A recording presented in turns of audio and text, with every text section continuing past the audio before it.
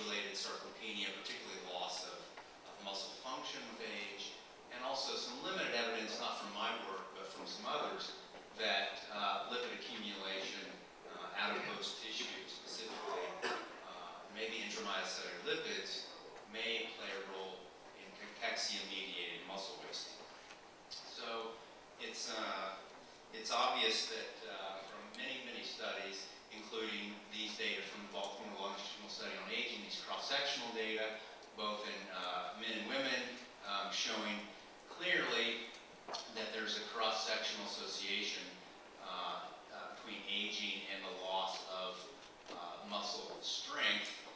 Data from the Health ABC study that I've been privileged to be involved with for the past 13 or 14 years now, that was outlined yesterday by Tammy Harris, show clearly that whether you look at men or women, or African American men and women, or white women or African American women, there's a significant loss of muscle lean mass, in this case leg lean mass, measured by DEXA, but there's a substantially greater loss of leg strength compared to the loss of leg lean mass. And follow-up data, these data were 3-year longitudinal data from Health ABC. And just to remind you, Health ABC, Health Aging Body Composition Study, was a longitudinal study of older men and women. These older men and women started out between 70 and 79 years at baseline. So these are 3-year declines in lean mass and strength. These are 5-year declines in muscle cross-sectional area. In this case, in this paper, defined by cross-sectional area on CT, mid-thigh muscle area, and these are the similar measures of muscle strength measured by isokinetic dynamometry. And again, the same pattern basically is that these older men and women are losing muscle mass, but there's clearly a greater, proportionally greater loss of muscle strength, both absolute strength and as well specific torque, that is strength, simply strength divided by the cross-sectional area, or specific torque. We've defined this as muscle quality, so we basically think that this likely implicates some intrinsic properties of skeletal muscle that cannot be completely accounted for simply by the loss of muscle mass per se. And what's even more striking in our data is that when you look at a subgroup of men and women who actually gain weight over this 5-year period, in the men there's no significant change in muscle mass. In women, they actually gain a little bit of muscle mass, but despite this no change or gain in muscle mass, there's still this consistent decline in muscle torque and specific torque as these older people get even older. Now, what might explain in our data this discrepancy or this disassociation between the loss of lean mass or muscle mass and the loss of strength, we think has a lot to do with fat. In this case, this paper published from the Health ABC study by Margaret and Visser about a decade ago now, quite clearly showing, just to summarize the data here, that when you look at men and women cross tertiles of body fat as well as tertiles of mid-thigh muscle area, basically what this shows is that the combination of low muscle mass and obesity combined, it really has the greatest impact on lower extremity performance. So both low muscle mass and greater body fat essentially equally contribute to this lower extremity performance. So specifically, we've been also interested in not only total body fat or generalized obesity, but also where the fat is, particularly in and around skeletal muscle. What would make sense that if you accumulate fat in and around muscle, it might have an effect on the muscle performance. So we've quantified in our CT scans this intramuscular adipose tissue as well as subcutaneous adipose tissue with the idea of, again, partitioning adipose tissue or fat and looking at separate relationships with function. So it's quite clear in these older people that despite having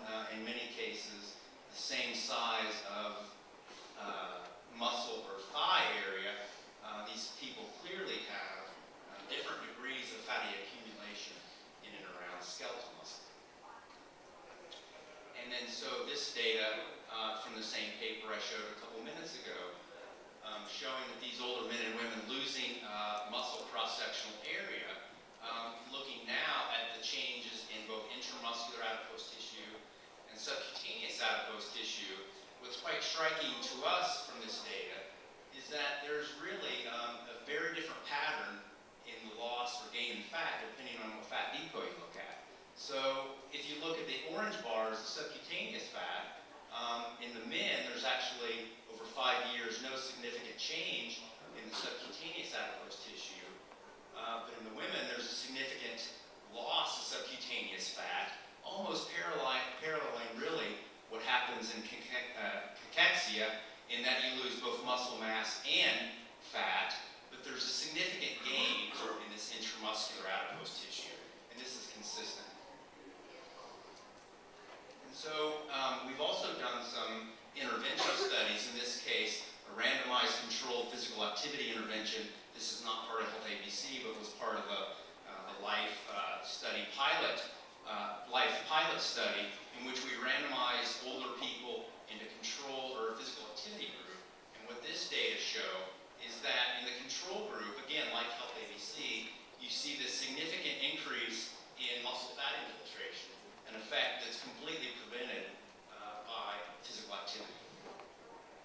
And then so you might be asking, well, or saying that the physical activity is simply just preventing the gain in overall body fat that you don't have in the control group. And you might think that until you look at the subcutaneous fat, that you see absolutely no effect whatsoever on physical activity compared to control with regard to the subcutaneous fat, that's quite strikingly different when you look at this intramuscular adipose tissue. So why am I showing a Japanese beef cattle here? Because there's very little evidence in humans to really relate this fatty infiltration in muscle to functional strength of muscle when you get down to the cellular level. And so when you get into this Japanese beef cattle literature, you find these scant reports. In this case, this report showing that if you look at different muscles, basically excised from these Japanese beef cattle, muscles that are developed to be fattier than others. In this case, you see that the crude fat content in this muscle over this 32-month age period, is significantly greater compared to this group of animals, and it corresponds to the weakness. So basically, they take these muscles out of the cattle, and they do shear force measurements on these muscles. And so basically, summarizing this slide, the greater the fat content in the muscle corresponds to essentially the weakness in that muscle. And it makes sense, because if you've eaten Kobe beef, it's tender, it tastes better, so greater fat content equals weakness. So moving on, lastly, to the intramyocellular lipid story. So if in our case, in which we take muscle biopsies from subjects, you saw some muscle biopsy data earlier today, this is much different than what I've been referring to as this intramuscular adipose tissue, which you can see clearly on MRI or CT imaging. This is actually muscle, fat, lipid that's in the myocytes. In this case, so if you look at a typical histology slide of oil red staining, you can quantify intramyocellular lipid in the myocytes themselves. In this case, this would be one myocyte zoomed in on. In this case, this is a scanning electron micrograph showing clearly the lipid droplets in the myofibers, in the muscle cells. So again, just to make the point that this lipid depot is clearly different than the intramuscular adipose tissue. And so I found one report published this year that observational report showing that intramyocellular lipid droplets were increased with progression of cachexia in cancer patients. So basically, these are muscle biopsy data, electron micrographs in cancer patients compared to controls, showing that in cancer patients, particularly those who had cachexia associated with weight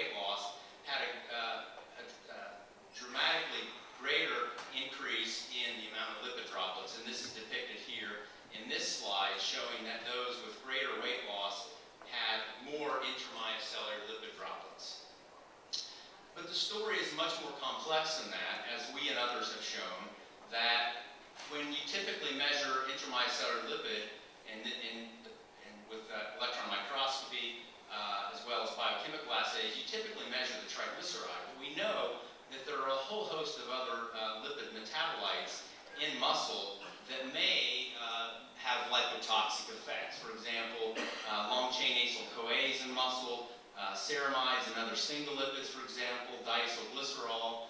So our group has been actively pursuing, mostly in the area of insulin resistance and type 2 diabetes, whether or not some of these other lipid metabolites may be having negative effects on muscle and signaling in muscle that may not be accurately reflected by just measuring triglyceride per se. And another avenue we've been pursuing is looking at the role of mitochondrial dysfunction in accumulation of these lipid metabolites, because it could very well be that mitochondrial dysfunction with reduced fatty acid oxidation would result in an accumulation of these lipid metabolites that would have negative effects on insulin action and perhaps other signaling pathways.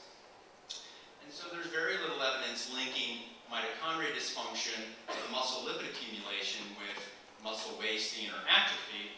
A few reports, one here by Bruce Spiegelman's group, Tina Wins was the first author, in which they overexpressed, specifically in skeletal muscle, PGC1 alpha, which is a transcription factor involved in mitochondrial biogenesis. And basically what they showed in this paper is that compared to 2-year-old wild-type mice, that when you overexpress PGC1 alpha, increased mitochondrial biogenesis, this resulted in an attenuation of the age-related loss of muscle mass. And so another paper, and I actually just saw that there's a poster of this paper out in the corridors, or in the poster room, so if you want to look at more detail, it's out there. And I think this is a very interesting paradigm in cancer-related cachexia, showing that there's a loss of both adipose tissue and muscle in cancer cachexia. And what they hypothesized in this paper was that this reduced adipose tissue is associated with increased rates of lipolysis. So when you increase lipolysis from adipose tissue, you get a release of free fatty acids, myokines, adipokines, etc., that may be having a direct effect on skeletal muscle. And when then they knocked out ATGL, which is a lipase in adipose tissue in this case, they basically maintained adipose tissue, maintained lipolysis, and maintained muscle mass. And so they hypothesized that adipose tissue is the primary defect in cachexia, and its effect on muscle is actually, or the muscle effects are actually secondary. So in summary, I think I've shown that in aging at least, the loss of muscle strength and the decline in function are not strongly connected. That muscle fat infiltration is at least associated with muscle weakness and poor function in aging and in cattle. We have actually not that much evidence linking muscle weakness with fat infiltration in humans or animals for that matter. And there's some evidence that cachexia involves primary derangements in adipose tissue, although it's not our data, which may increase lipids within muscle and affect atrophy-related signaling within muscle. But I think there's a lot of work to be done to connect defects in adipose tissue and defects in muscle. But I do think that this aging and cachexia appear to involve interactions between the loss of muscle and fat. And I think this is where a lot of the action should be focused on, looking at the connection between muscle and fat in both of these disorders. And then lastly, there's relatively little known about the underlying mechanisms causing the catabolism of both fat and muscle in cachexia, and I would even add aging into this as well. And with that, I'd like to acknowledge my collaborators and be happy to answer any questions.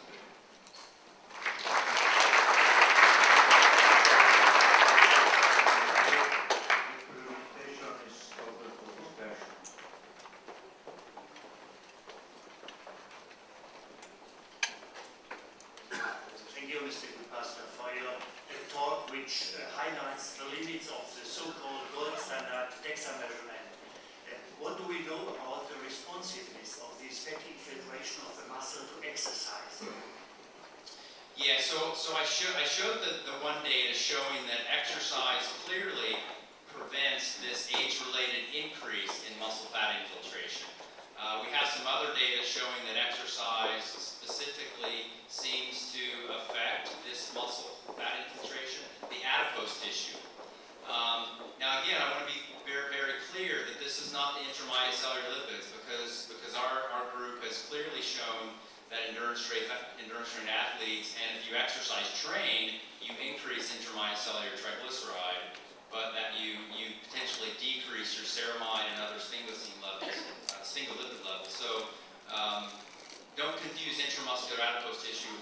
intracellular lipids. I'd like to ask you about the possible mechanism that may account for the accumulation of fat in sarcopenia or in cachexia in the muscle. Because in a situation where insulin sensitivity is reduced, like sarcopenia or cachexia, LPL activity, which would account for an uptake of especially triglycerides, which is what you're actually seeing, would be reduced. And lipogenesis, which would be another way of activating fat synthesis, would be reduced as well, because insulin is an activator. So what would drive this fat accumulation, and what would be the mechanism? Well, I think you hit on one potential possibility, and that is the fat uptake in the muscle. Perhaps it's due to increased lipolysis. Perhaps it's this paracrine, almost paracrine-like effect, because if you get this adipose tissue close to the muscle, intramuscular adipose tissue, that in itself could release fatty acids that could be taken up into muscle, causing further increases in intramyocellular lipid. I mean, the mitochondria are an obvious candidate to look at, because like I indicated, if you decrease fatty acid oxidation in muscle or decrease physical activity, you're decreasing overall fat oxidation, and this could very well be a mechanism to increase your fat accumulation in muscle. But the bottom line is we don't have a lot of evidence to what the mechanism is. Very good talk, Bret. Enjoyed it. Just two comments and a question. The PGC1 data, I think we have to be a little bit careful about. Spielman independently published two papers, I think 2008, showing in vivo an increase in insulin resistance and also an increase in insulin sensitivity. So that these models are not hanging together in everyone's hands. The other point I would make is that in large-scale profiles of human diabetes and insulin resistance, we don't see any relationship between the degree of insulin resistance and any of the cachexia factors that have been described in cancer and cachexia. So in the human studies, there's not such a clear-cut molecular like so far. The question I did have for you was around CD36. So one of the key sort of consistent observations we've seen with aging muscle and then also meta-analysis of aging kidney and brain is this stepwise increase in CD36 with age. Given its potential in sort of lipid scavenging, I wonder whether you had looked at that particular target. Yeah, we've been recently thinking about CD36 and UCP3 in the same regard, that they may be acting to, to sort of protect the mitochondria, from these lipids, because these lipids, long chain acyl-CoAs, are in mitochondria, right? So if you have UCP3 or in the mitochondria or CD36 outside the mitochondria, these may be mechanisms to sort of, and that's, I guess, would be my speculative answer, that they're upregulated to sort of try to counteract these lipids in mitochondria